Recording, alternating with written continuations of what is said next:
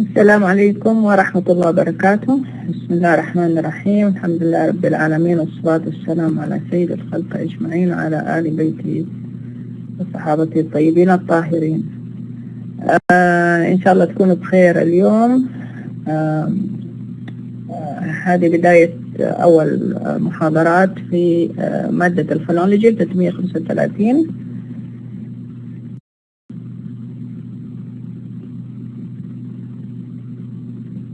Phonology, the number of the course is 335, taught by Eman Abdo. This is my email if you need to contact with me, and I have another one which is Abdo at kau.edu.sa.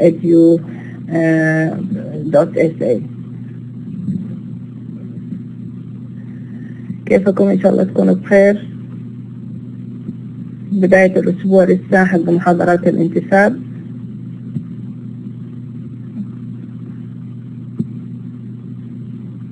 فتحت الشات if you need to send me any messages. الصوت واضح. Please let me know if there is any problem concerning the voice.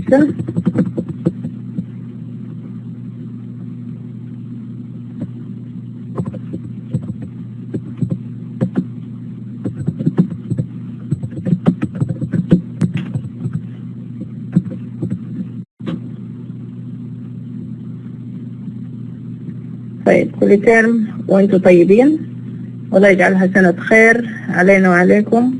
إن شاء الله يكون بداية كورس سهل. لا تخافوا، المادة ما هي صعبة كثير، بس المادة من النوع السهل الممتنع.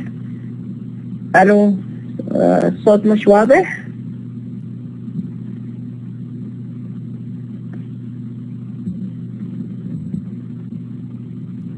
طيب، إذا المادة تسمى فونولوجي، رقمها 335. مهم جدا كمان تحفظوا رقم الشعبة. يعني كثير من البنات لما يجوا مثلا يسألوا عن تعديل درجات أو عن اختبار أو بيواجهوا مشكلة، بنسألهم إيش اسم الأستاذة، إيش اسم إيش رقم الشعبة، ما بيعرفوا يعطونا. فالمهم جدا تحفظي رقم المادة ورقم الشعبة واسم الأستاذة كمان.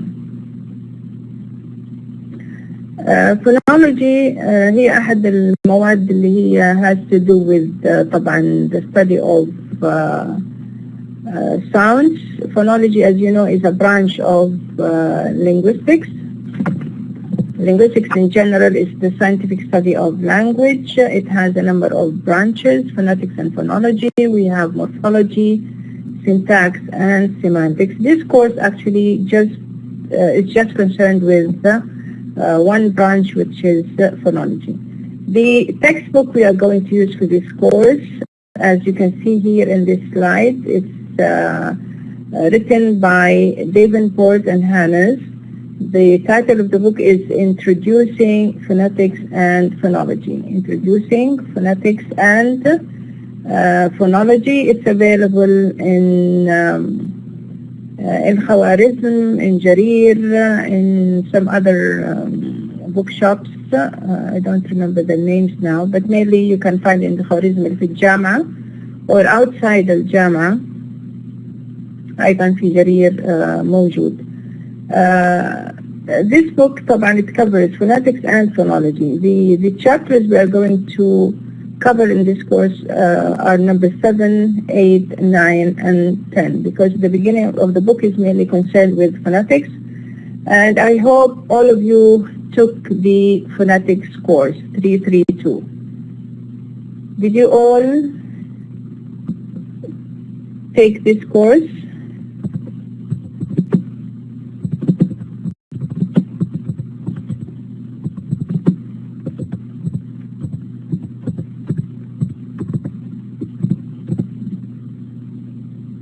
Did you all finish phonetics? For all those attending the class today, please let me know.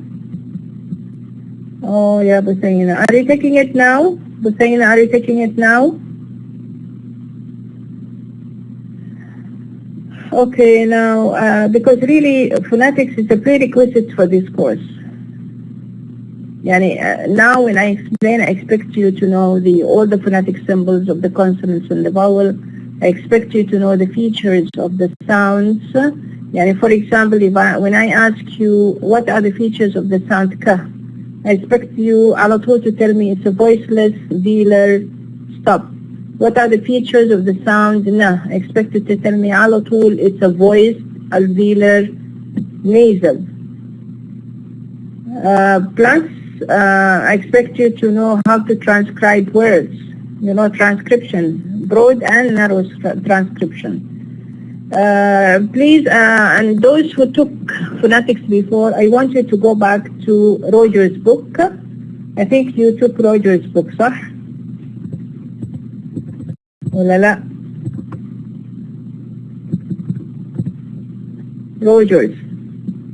Roger's book. Please go over the material you took in phonetics. Just revise it in order not to face any problem in this course.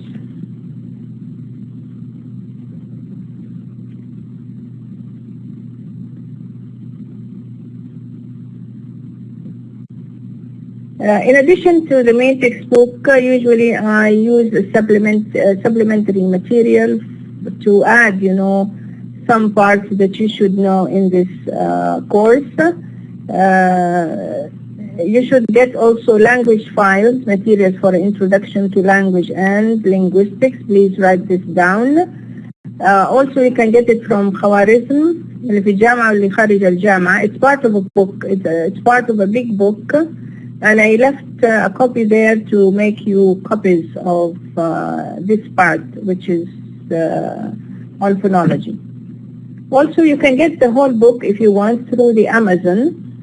You can order it and keep it for yourself. You can use it for morphology and also for phonology and other, branches in linguistics like syntax and semantics. It's a very useful book and it has some exercises as well. So I'll be using both the main textbook and this supplementary material. So please try to get them. And always keep them with you when we have the class, because sometimes we might be doing some of the exercises in any of them.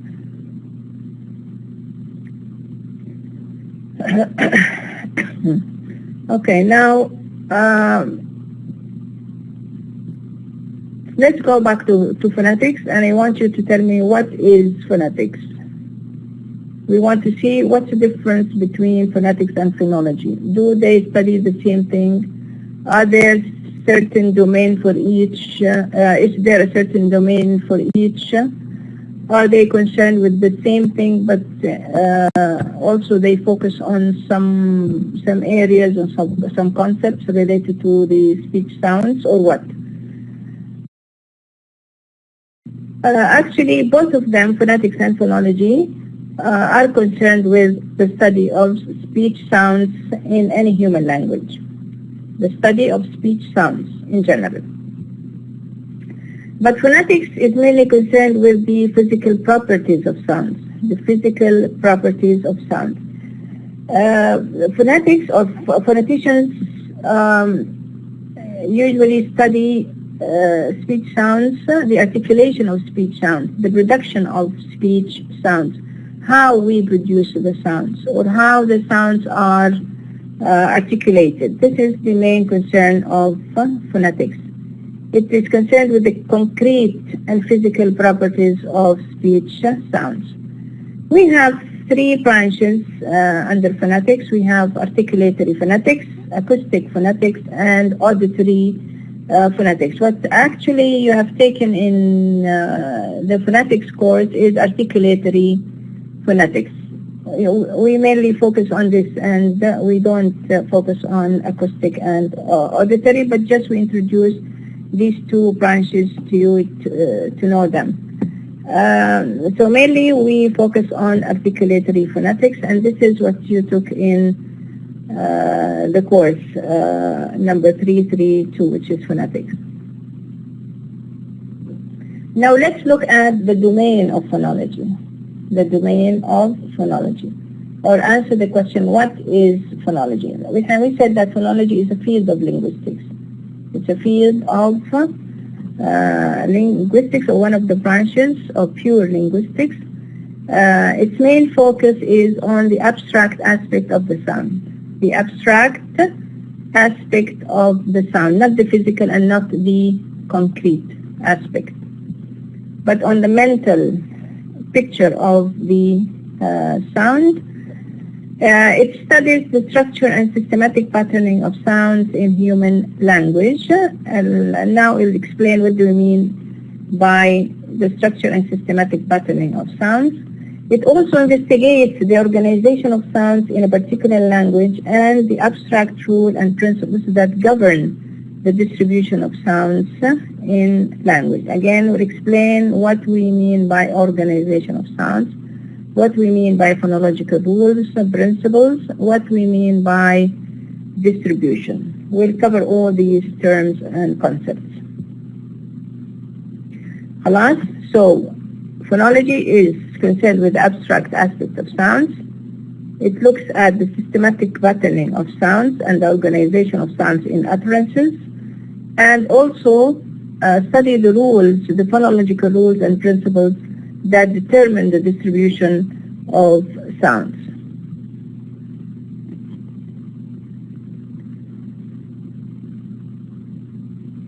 Each language has its own sound system. We don't have the same exact sound system for all the languages, but we have differences and we have similarities.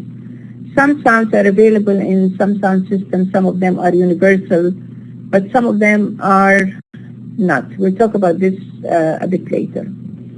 So each language has its own sound system and sound patterns, and also their own phonotactic constraints. So we'll explain each separately. What does this mean? To explain all these previous terms and concepts here and principles, we are going to talk about three things. The set of sounds that occur in a given language, meaning the sound system that is given, that belongs to any language, and the permissible arrangements or combinations of the sounds in words. And then number three, we'll talk about the phonological processes in which we either add a segment or delete a segment or change some of the features of the sounds.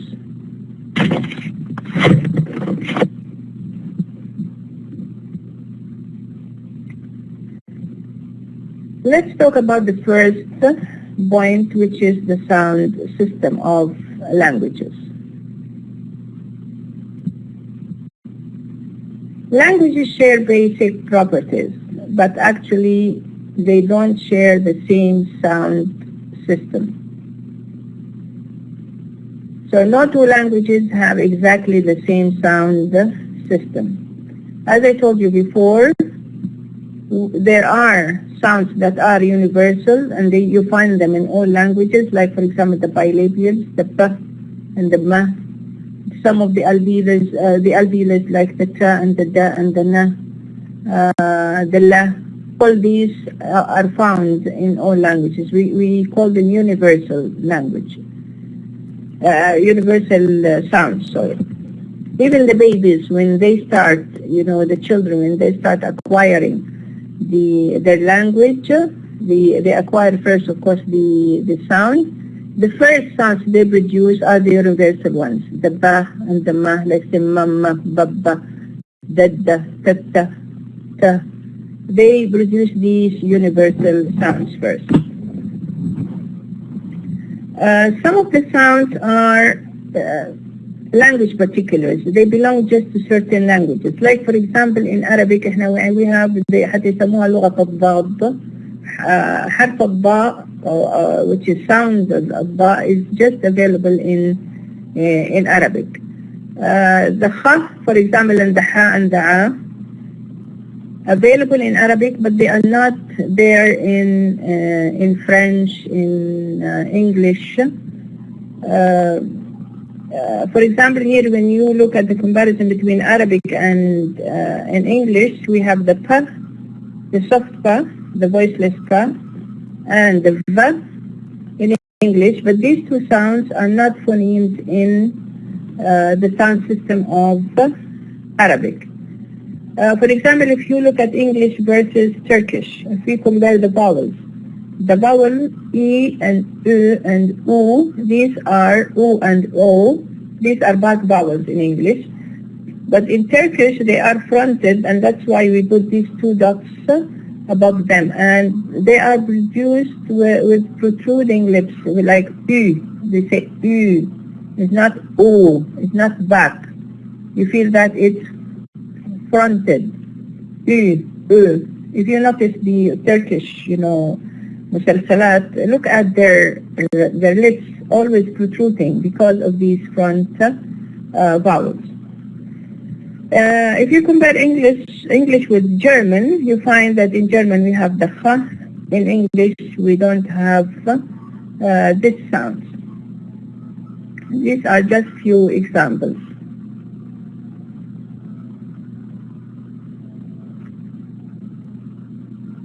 Concerning the phonotactic constraints and also the patterning of sounds or the combination of sounds,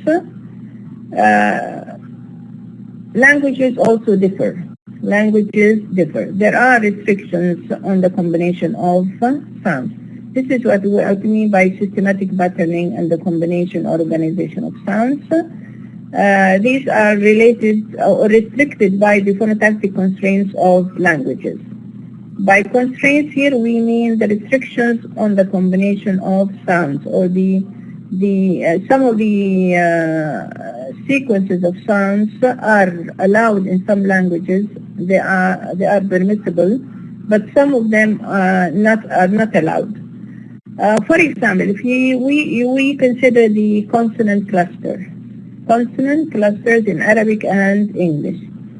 Arabic allows only two consonants, but not more than two consonants as in a cluster, initially or finally. It does not allow at all three consonants, initially or finally. Like in English, we have in splash, blah, splah, splash, we have sahfa, la, sahfa, la. It's allowed in English, but it's not allowed in Arabic. And that's why you find people, when they produce the word splash, they say siplash. Siplash. They break the cluster by inserting a vowel. So now the structure after the insertion of the vowel becomes CVCC. So they take it back to the phonotactic constraint of Arabic, which is only having consonant cluster consisting of two consonants only. English allows up to four consonants, like C, C, C, C. For example, here we have a word like text. When you add the S plural, you have it produced as text. Text. So you have ka, ta, sa, text, sa and sa. You have four consonants. Combinations that are allowed, for example, in English, it's allowed to have a stop followed by a glide, a stop followed by a glide, but it's not allowed to have a stop followed by a fricative, a stop followed by a nasal. In the case of having three consonants, we could have the combination consisting of S first, and then one of the voiceless stops, and then either a liquid or a glide. Like, for example, st, stop, sp, speak, spit,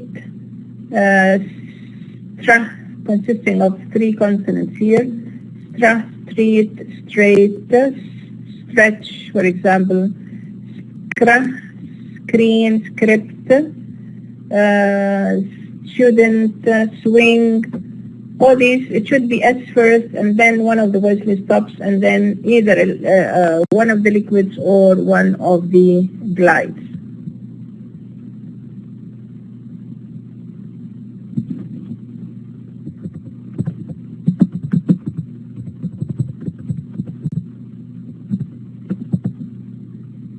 Are you following? Everything is clear?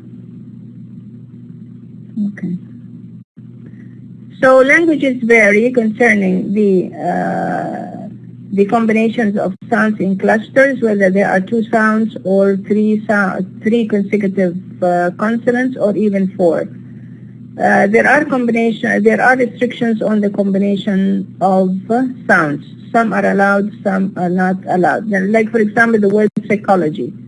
The word psychology. It begins, when we write it down, we write p and then sa. Pa is a stop and sa is a fricative. Because this is not allowed in English, actually the pa is silent. We don't produce it. We don't say psychology. We don't say psychology. We say psychology. Just we produce the sa. The pa is written but is not produced because it's not allowed to produce a stop followed by a fricative, or a stop followed by a nasal. And we have other combinations that are allowed, and some of them are not allowed, but I'm not going to dwell on this here. You can read on the phonotactic constraint when you get language files. At the end of the pamphlet, or this short photocopied part, you find a section talking about phonotactic constraints. Please read it.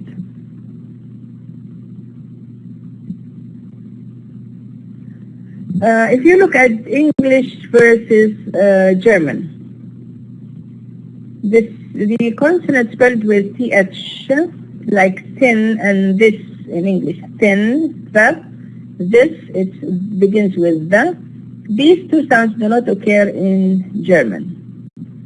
If you look at the second line here, we have the ka followed by na. Now we said the stop is not allowed to be followed by a nasal. If we go back to the first one, stops and nasals are not allowed as combinations. So here the ka and the na. In words like knee, rukba, night, and knowledge, the ka is written as a letter, but it's not produced. It's not produced because when you say knee, it's not allowed to produce a stop followed by fricative in English, but it's allowed in German. It's allowed in German. The word for rukba, knee, it's produced in German as knie. And boy, knoppi. So they produce the ka followed by an. This combination, according to the phonotactic constraints of German, is allowed. So English allows certain combinations in writing, but not in speaking.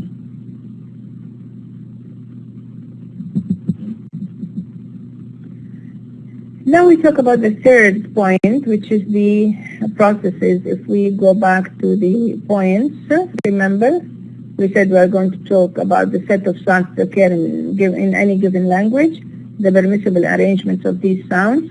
And number 3, we'll talk about the phonological processes for adding sounds, deleting sounds, and changing features of some sounds. So languages may have different phonological processes. They vary. Also, languages vary in this respect. Some of the phonological processes are actually widespread, and they are common. We can say common. They are widespread, and they are found in most of the languages, like voicing, devoicing, palatalization. Some of the phonological processes and rules are not common, like, for example, the vowel harmony. It's not common, and it's not widespread. You don't find it in all languages. Unlike English, German's voice stops, the ba, da, ga, are devoiced in a final position. These sounds, the ba, da, ga, when they occur in words like, for example, lap, bad, and bag, they occur in a final position. A German speaker, when he learns the English language, he's going to devoice, to produce these sounds as voiceless sounds. They're going to say lap, pat, and pack instead of bag. So we have a change from ba to pa, from da to ta, and from da to ka, when they occur mainly in a final position. If you look at Japanese versus English, Japanese versus English. In English, we have the sound sa and we have the sound sha. If you look at the examples at the bottom of the slide here, we have sip and ship. Sip and ship. Look at the transcription of the sounds.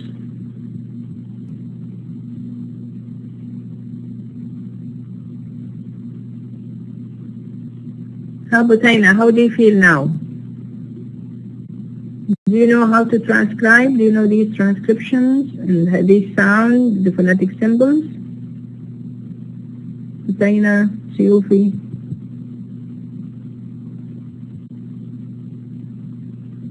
Do you find any difficulty in following us? Right. Okay. Now do your best to read the phonetics, the textbook of phonetics, and try your best to read it more, and I don't know, to cope with both the two courses if you want to be okay in phonology and to pass the course. Right? So look at sip and ship.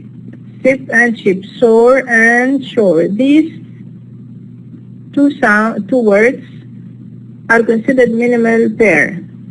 If you remove the sa and place it by sha, you are going to produce a new word. If you put, instead of the sha, you put da, la, for example, you're going to produce lip. You are producing a new word. And so on, you can go on like that. If you want to replace it by ta, sound, again you are going to produce a new word. So these are, we call these minimal pairs. They sound alike except for one sound. So sa and sha, we go back to English. Sa and sha in English are phonemes. They are distinctive sounds as long as they signal a difference in meaning. If you look at these two sounds in Japanese, sa and sha are non-distinctive. They are predictable sounds in Japanese. They are predictable because they occur in a certain environment. For example, if you look at the word simasu, it begins with S followed by E. It is produced by Japanese people as shimasu. They don't say simasu, they say shimasu. Shimasu. So here we have the change of sa to sha. Shimasu means do. They changed the sa to sha in this context when it is followed by the high front tense vowel E. Always in this environment, the sa becomes a sha. So the sha here is considered an allophone of sa. It's not similar. If I say simasu or shimasu, I'm not producing a new word. It's the same word. It's not like the case of sip and ship in English. Clear?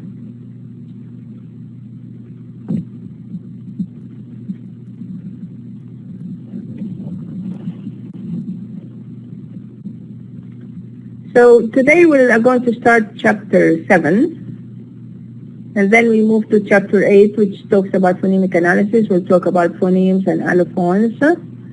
So let's start with chapter 7. In phonetics, we took the articulatory phonetics, the features that are just related to the articulation of the sounds. As I told you, when I ask you about the feature of the sound, la, you tell me that it's a voiced, alveolar, lateral. The sound that has the feature, these features, voiceless, alveolar sub. What is it? I expect you to know that it's a sound ta. طيب?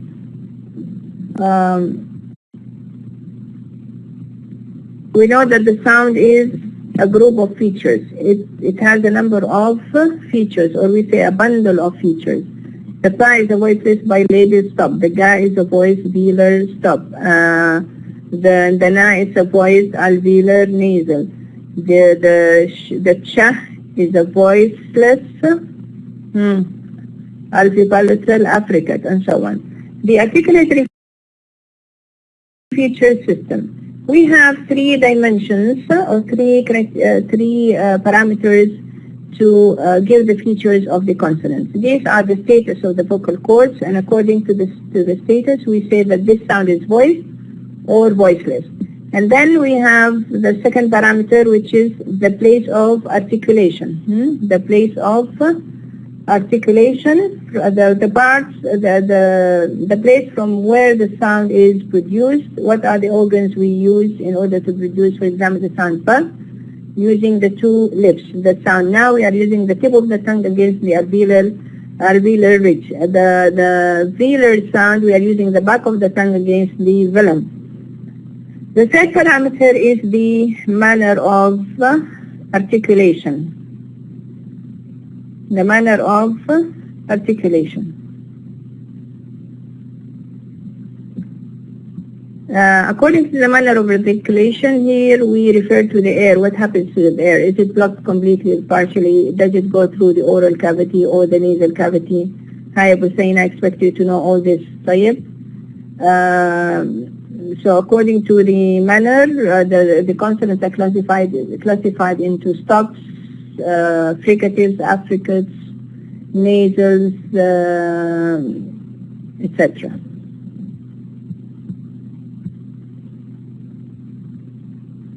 There are common features among sounds.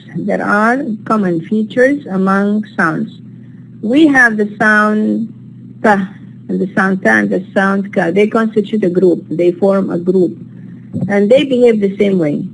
The group here is defined by the feature. The "pa", "ta", "ka", we define them as voiceless stops because they share these features. All of them are voiceless, and all of them are stops.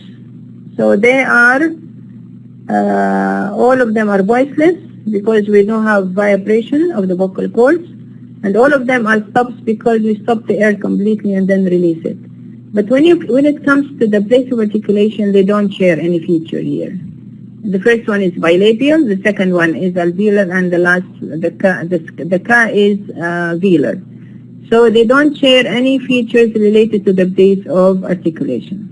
If we move to the second line, here we have the ta and the da. Both of them are alveolars and stops, but they don't share the feature of voicing here because one is voiceless and the other one is voiced. But they constitute a group, or they form a natural class because they share some features, alveolar and stop. O and O, these are back vowels, and also round because of the lips gets rounded. So U and O, they form a natural class. They share the feature back and the feature round. So what do we mean by a natural class? When you have a group of sounds sharing a feature or some features.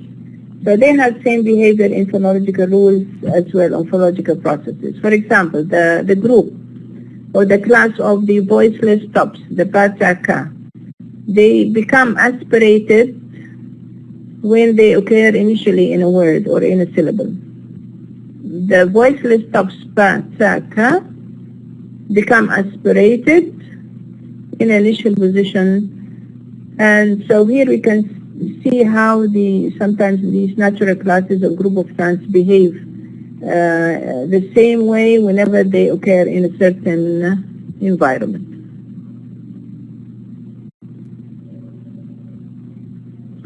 Phoneticians actually found that the articulatory features are not enough because they don't make or they don't capture generalization. So there was a need for a more generalized system of features to account for more sounds in most of the languages.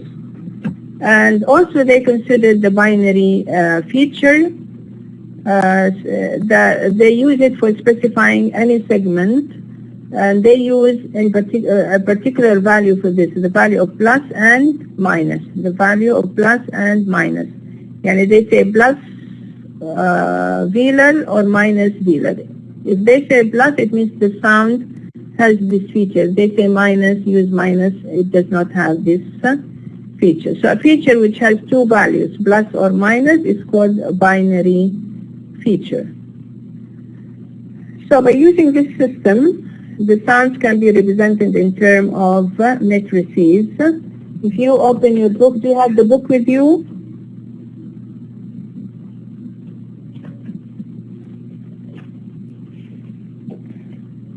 Do you have the book, the main textbook, Phonetics and Phonology?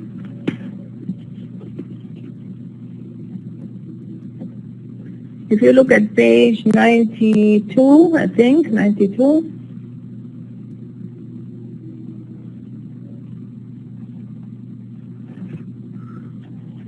Do you have the book or you don't have it?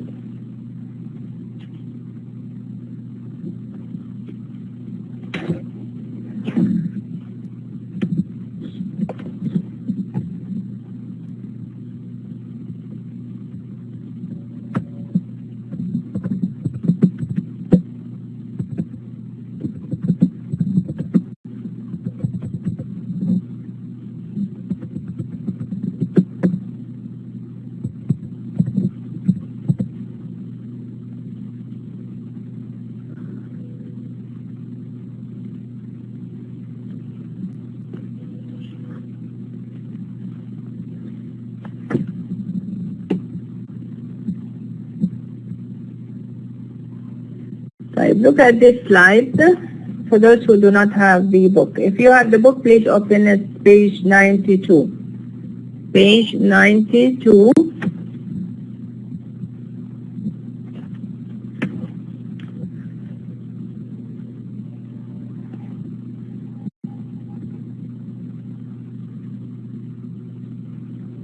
To characterize, look at section 7.2, phonetics and phonological features. To characterize segments and classes adequately, we clearly need a rather more sophisticated and formalized set of features than the loose parameters outlined in the previous section. So instead of just relying on the articulatory features, the physical articulatory features that are in the middle here, in the middle of this paragraph, bilabials, dentals, alveolars, palatals, velars, and uvular that were used to classify speech sounds accordingly, they needed a system that uses certain values for specifying any sound segment. And this is the binary feature. If you look at the example given in 7.1, here we have a matrix of three sounds: the sound pa, the sound ta, and the sound ka. And here only the features that are articulatory are used here. For example, the pa sound, plus bilabial, minus labiodental, minus dental, minus alveolar, minus palatal, minus velar, and minus uvular. This is the matrix of the sound pa. So we list the features and then we use the values plus or minus. So because pa is bilabial, we use the two lips to produce the sound, so it has this feature. That's why we use plus here. But we have minuses in the rest because it's not labiodental, it's not dental, and it's not alveolar, not palatal, and not velar, and so on. If you look at the second matrix for the sound ta, it's minus bilabial because we don't use here the two lips, minus labiodental, we don't use the lip versus the teeth, against the teeth, not dental and not alveolar, not using the tip of the tongue against we use the tip of the tongue against the alveolar ridge, and that's why we have here the plus in front of the feature alveolar. Minus palatal, minus velar, and minus uvular. So if I ask you, for example, to give the matrix of a certain sound, I expect you to list the features, and then you use the pluses and the minuses to tell me if it has this feature or does not have this feature. And usually I give you the features and you place the values.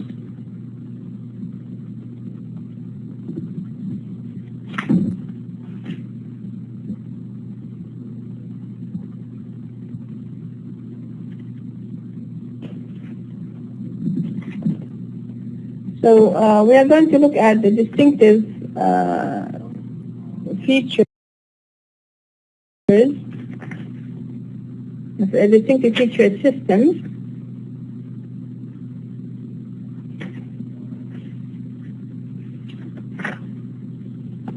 that was introduced by phonologists, and as I told you, it's going to be this system is going to be able to account for more sounds that are found in the languages of the world, not just in English.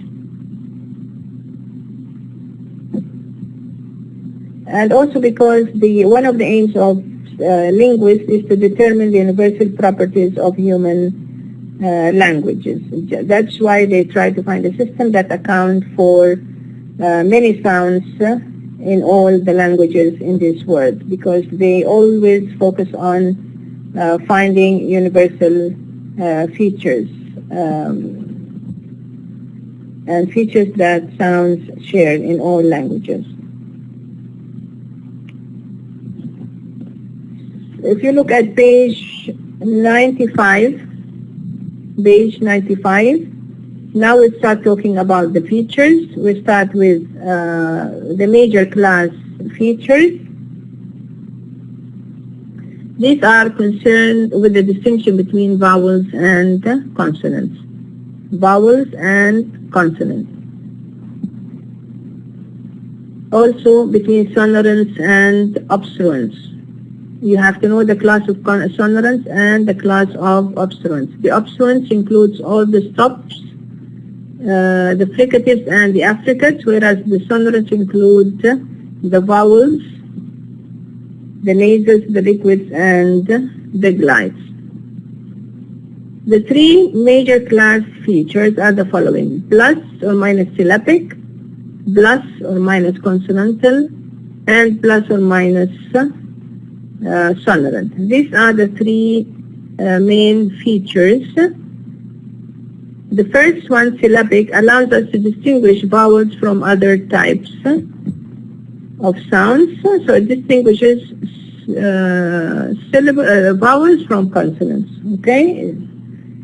So if the feature is minus, if the sound is characterized by minus syllabic, then it's considered a consonant. If it is plus syllabic, then it's considered a vowel.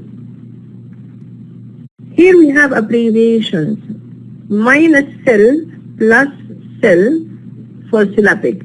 We are going to use abbreviations for these features.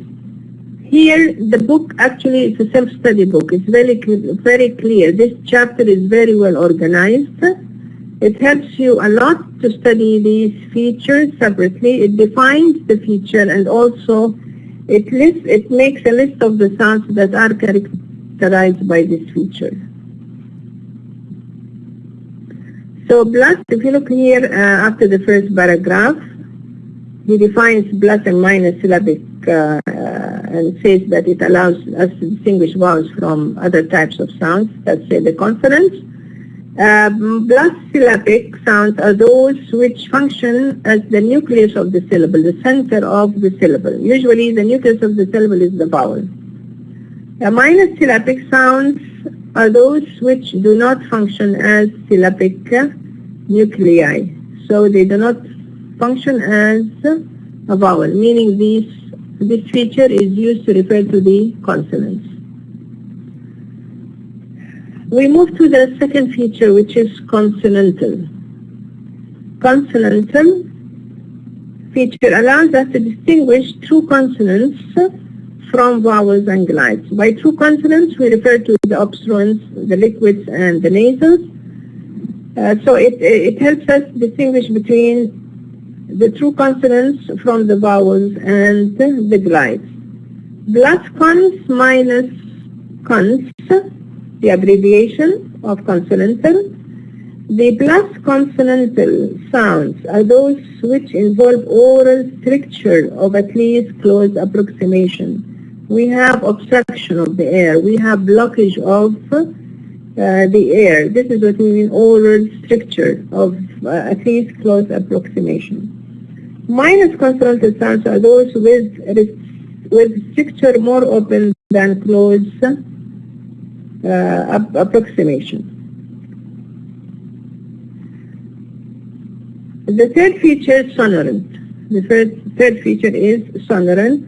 This feature actually allows us to do what? To distinguish vowels, glides, liquids, and nasals from oral stops, fricatives, and affricates. The class of consonants includes vowels, glides, liquids, and nasal.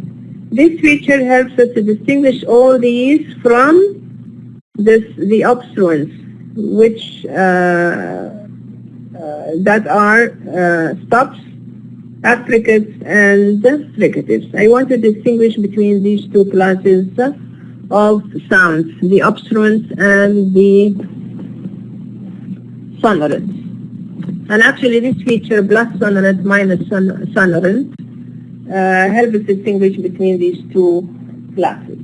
Yeah, for example, if you have the sound ka, you're going to say that it is minus syllabic plus consonantal minus sonorant, because it doesn't have this feature.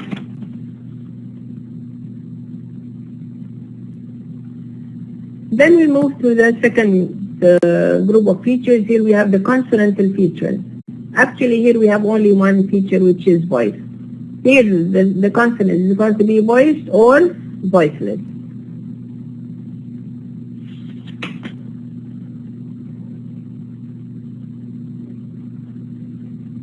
The abbreviation, if you look at page 96, plus boy minus boy, plus, or you can write plus voice minus voice, no problem. Plus voice sounds are produced with airflow through the glottis, in which the vocal cords are close enough together to vibrate. And this includes the glides, the sonorants, and voiced obstruents. The minus voice sounds are those produced without the vocal cords, without the vibration of the vocal cords, and is relevant primarily to obstruents, to voiceless obstruents such as etc. The same page, please look at the top of the page. Look at the top of the page. Here we have squares and we have rectangulars. Here you are given the features.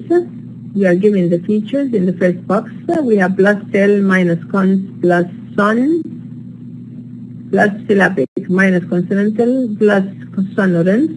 And then in the next to it we have the sounds listed. The sounds that are characterized by these three features. So now here by merely just three features, look how many sounds we have to characterize by merely using three features. Look at the second group. We have minus syllabic, minus consonantal, and plus sonorant. These are the glide, yah, and wa. Minus syllabic, plus consonantal, plus sonorant. These are the liquids, the la and the ra, and the nasals, the ma, na, and ang. These are, and ing. These are sonorants. Minus syllabic, plus consonantal, minus sonorant. These features refer to the obstruents, fa and pa, ta and da, ka and ga, all the stops, sa, da, sa, za, sha and ja, all the fricatives, and cha and ja, the affricates.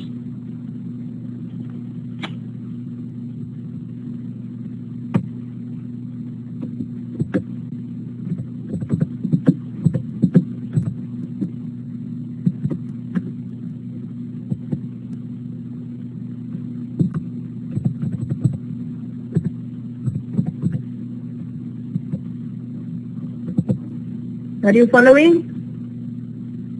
Or you got tired?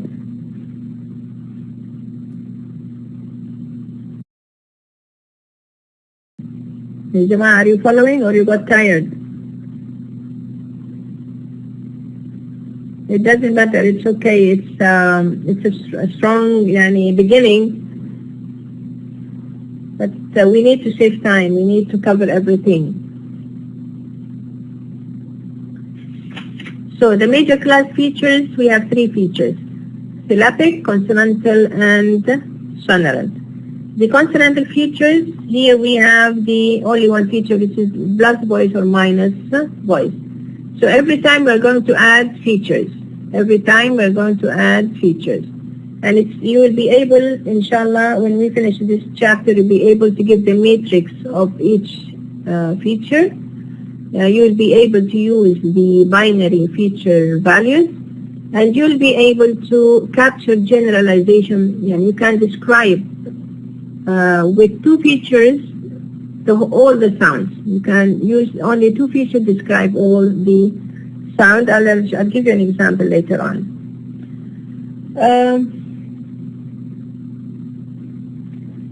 Look at page 96 at the bottom. We have the place features. Place features. From what you can see here, place, it means it has to do with the place of articulation. We have 2 features here: coronal and anterior. Coronal and anterior. Now let's look at the definition of both. What do you mean by coronal and what do you mean by anterior? Plus or minus coronal is used to distinguish segments involving the front of the tongue. The front of the tongue, that is the dentals, the alveolars, and the palatals from other sounds. So the dentals, the alveolars, and palatals are characterized by coronal. Why? Because the production of these sounds involves the front of the tongue. We use the tip of the tongue or the blade of the tongue against the alveolar ridge. Minus coronal sounds are those whose articulation does not involve the front of the tongue. Does not involve the front of the tongue. This is very important. If you look at page 97, you have a chart. Look at the chart and look at the position of the position here. Certain positions we have lines crossing them to refer to the anterior area and to the coronal area. The anterior sounds and the coronal sounds from where they are produced. And all of them, they occur at the front of the mouth. But coronal sounds, when we produce them, we involve the tip of the tongue or the blade of the tongue against the alveolar ridge and the areas around. Here we have, in front of each features, we have the sounds listed. Plus cor, which is the abbreviation of coronal, cor plus cor. This feature is used to characterize the yes, the la, the ra, the la, the sa, sha, ja, and ja. All the liquids and the dentals and the interdentals and the most of the palatals, also the palatals and the alveopalatal sounds.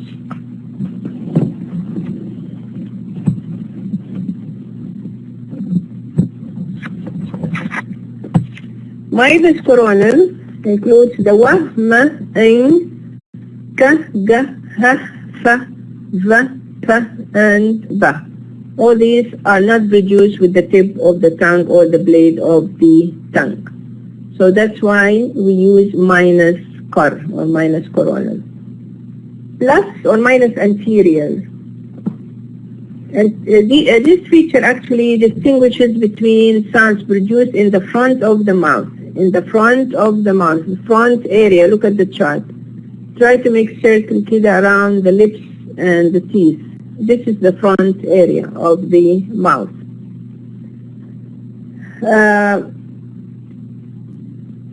This actually includes the labials, the dentals, and the alveolars. The labials, the dentals, and the alveolars. All these sounds are considered anterior. Plus ant minus ant, this is the abbreviation. Plus ant sounds are those produced at or in front of the alveolar ridge. So when you read this, you have to have the chart in front of you. It helps you a lot to see the position from where the sounds are produced, or the place from where the sounds are produced.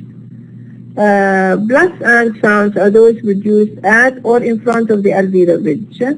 Minus anterior sounds are those produced further back in the oral cavity than the alveolar ridge, like the sound ka, ka. It's not like the ta and the na and the la and the ra that are produced in the front area of the mouth. Ka, ga, kha, ka, ka.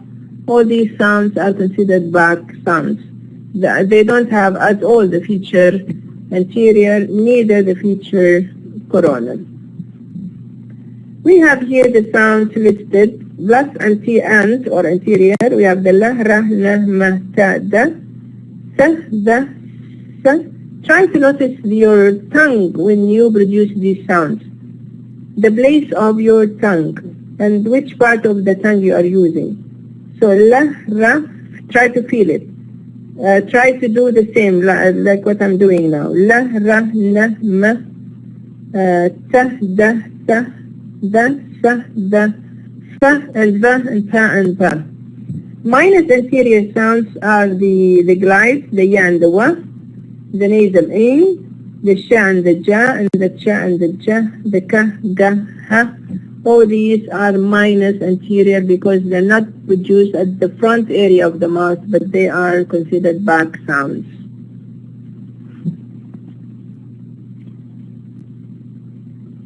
So here, by these features,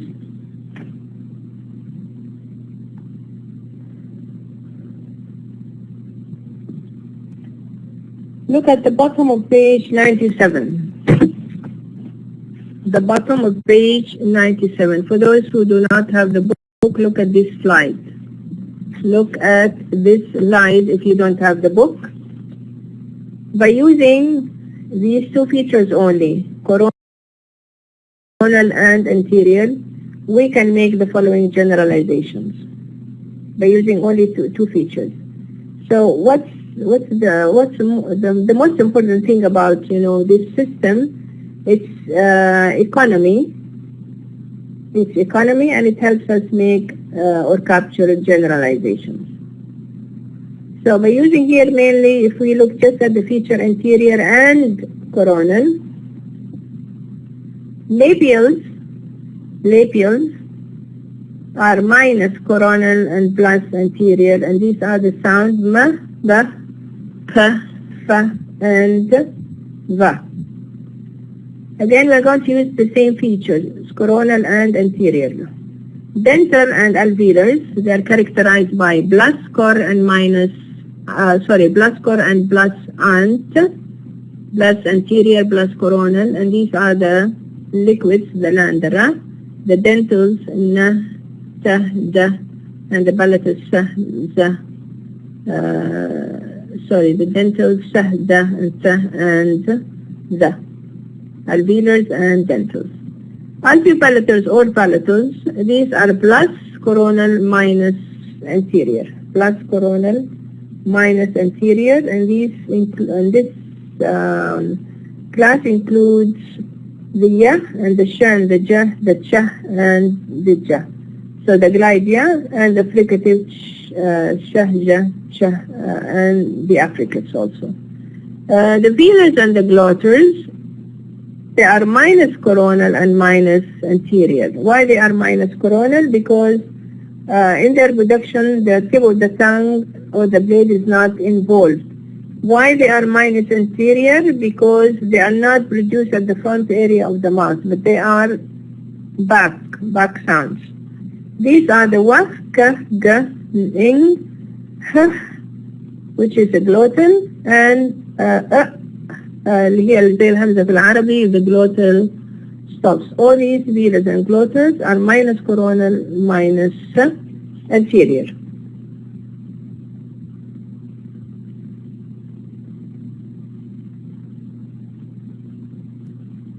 We have manner features. We are left with manner features and vocalic features in this chapter. Manner features that deal with the manner of articulation. Here we have plus or minus. Name Munira, why are you leaving? Munira, what's wrong? Why are you leaving?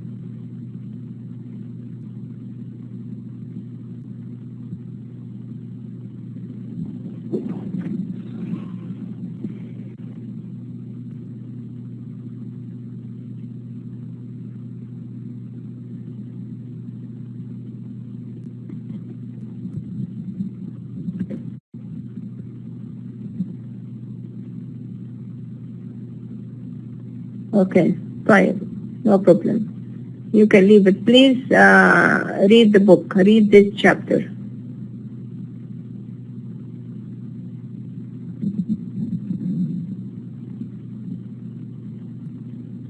So manner features that are concerned with the manner of articulation. Here we have 5 features.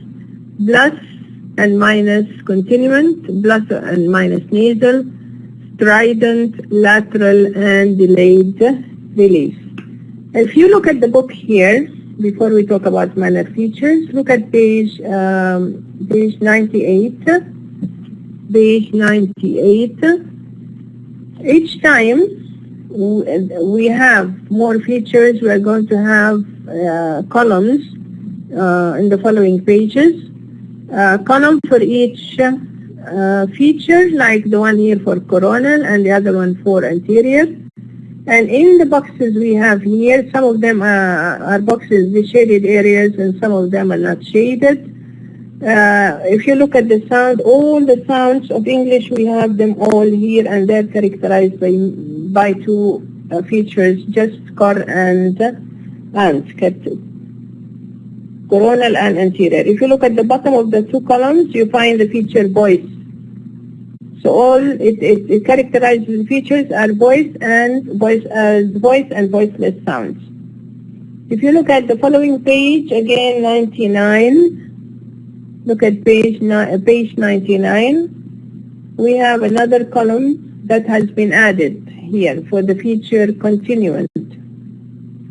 So let's start talking about manner features. We said we have 5 manner features. The first one is continuant. This has to do with the air. With the air, when it comes from the lungs and it goes upward, either it goes through the oral cavity or the nasal cavity, either it is blocked partially or completely and then released, or it goes through the nasal cavity. So continuant, plus or minus continuant, distinguishes between stops and other sounds. Plus cont or plus continual sounds are those in which there is free air flow through the oral cavity. Yani most of the consonants are characterized by these features. And we have exceptions. We have, for example, some of them are not produced with the air going freely. Sometimes it is blocked, and sometimes it's blocked partially or completely. Minus continuant sounds are those in which the airflow is stopped in the oral cavity. Here we have the listing of the sounds according to these 2 features. Plus continuant, we have the ya and the wa, the la and the ra, shah, za, sa, za, shah and ja, and ha and fa and va. The minus continuant ones, we have the na and the ma, in, ta, da, cha and ja, ka and ga, and ba, because these are characterized by blocking the air completely and then releasing it, stopping the air completely and then releasing it. That's why we give it the feature minus continuant. Look at the column, the third column. Here we added the feature continuant and we classified the sounds according to this feature, and we use the pluses and the minuses. You look at the shaded area, it has the plus feature, and these sounds are plus continuant. In the other books, since it's not shaded, we have minus. This means that these sounds are not minus continuant. Then we move to the feature nasal. Any nasal sound, when you produce a nasal sound, the air goes through the nasal cavity. زي عندنا في العربي لما نصدر الصوت بغنة، لأنه الصوت بيطلع من الكافيتي اللي في الأنف. If you touch حتى your nose, you feel, this غنة, you can feel it. So plus or minus nasal differentiates between nasal sounds and non-nasal sounds. Plus nasal sounds are produced, plus nasals are produced with the velum lowered and consequent airflow through the nasal cavity, such as the ma and the na and the ang. We have three nasals in English. This is very easy for you to study then. So the plus nasal sounds includes only the na and the ma and the ing. All the other sounds are considered minus nasal. They have the feature. They don't have the feature of nasality. Again, here another column has been added, which is number 4. Now, if you look at page 100, now we have 4 columns. One for coronal, the other one for anterior and continuant and nasal, and all the sounds are in the boxes, the shaded areas and the non-shaded areas. And at the bottom we have the voice feature, plus and minus. Strident, the third feature here, strident. This feature separates relatively turbulent sounds from all others, turbulent, that are produced with a kind of turbulence. The plus strident sounds involve a complex constriction which results in a noisy or a hissing airflow, such as sh. When you produce it, there is a hissing sound. Minus strident sounds are those without such constriction, such as th and na.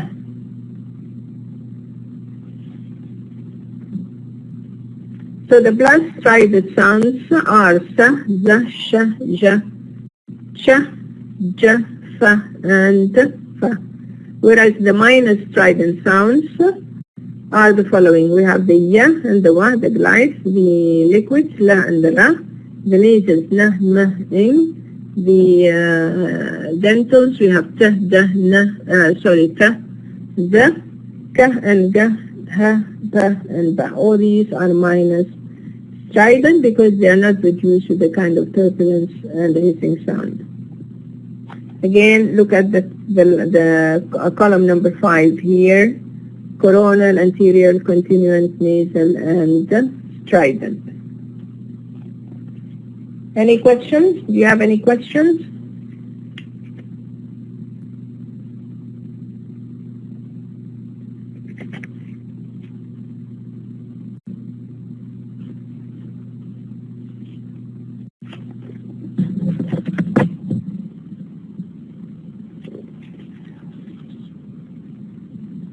Plus lateral or minus lateral, this feature actually separates the sound la from all the other sounds. Plus lateral sounds are produced with central oral obstruction and airflow passing over one or both sides of the tongue. The minus lateral refers to all other sounds. Actually, we have only one lateral sound, which is the sound la. All the other sounds, they are listed here at the bottom of page 101. have the feature minus lateral.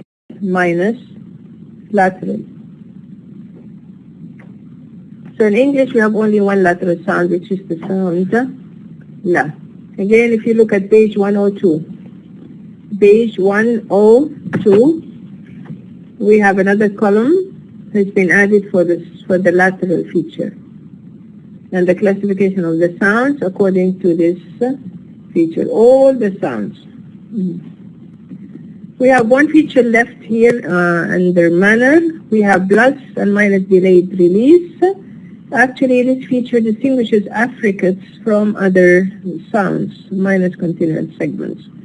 Plus del rel, this is the abbreviation used for this feature. Plus delayed release sounds are produced with stop closure in the oral cavity, followed by frication at the same point of articulation. Minus del delayed release sounds are produced without such an articulation.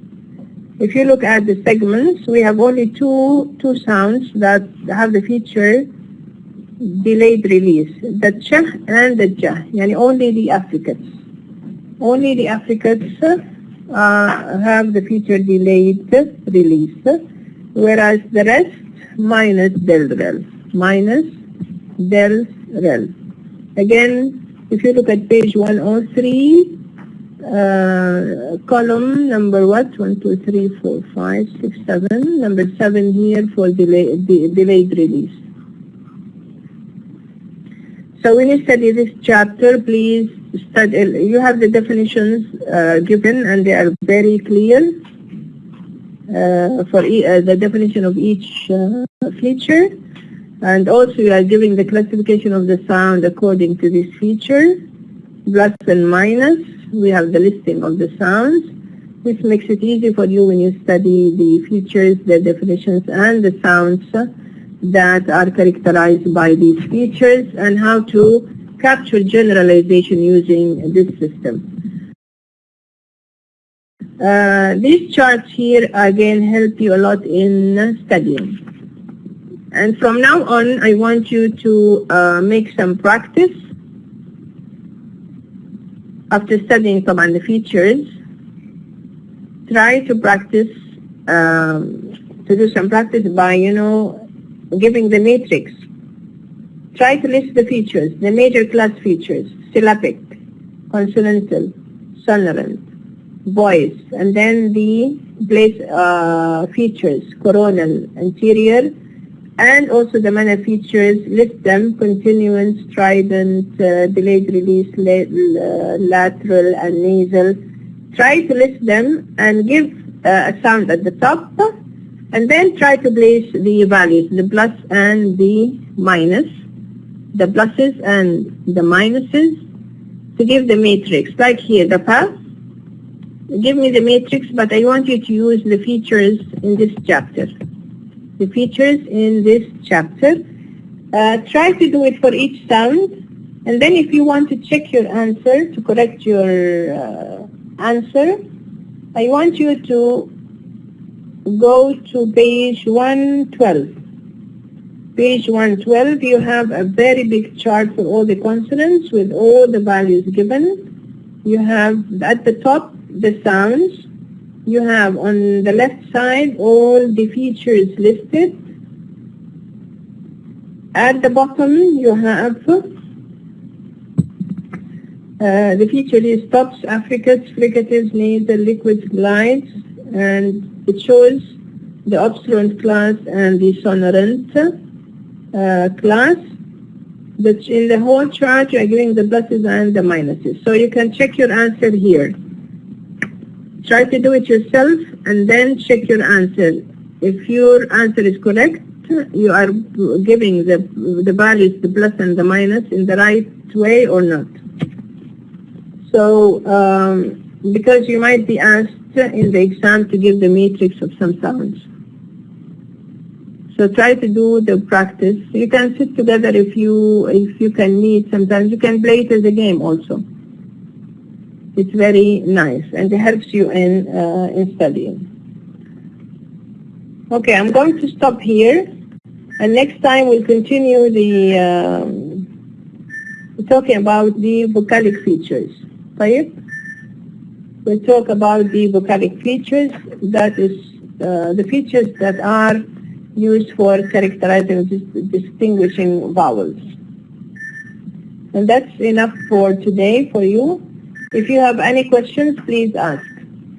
So next time I'm going to finish this chapter, and also we are going to start chapter 8, phonemic analysis. Do you have any questions?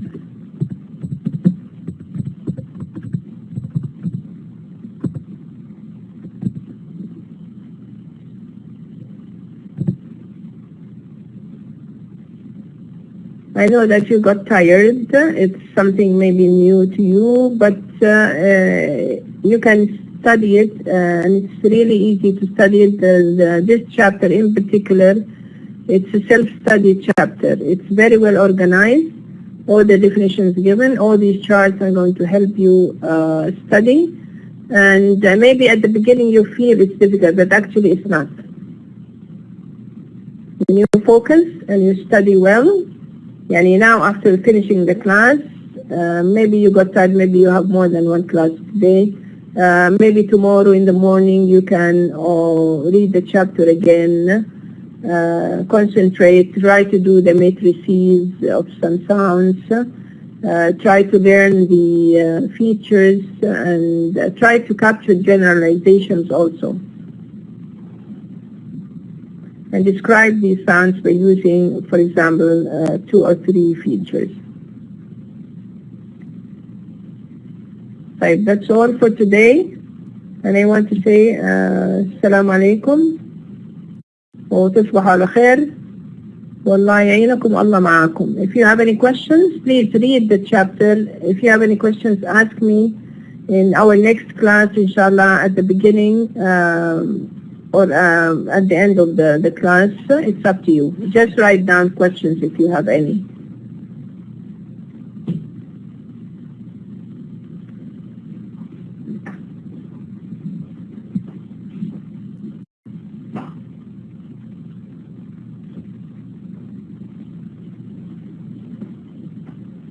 Right, now please leave the room because I need to stop the recording. So to stop the recording successfully, please, you have to leave the main room now.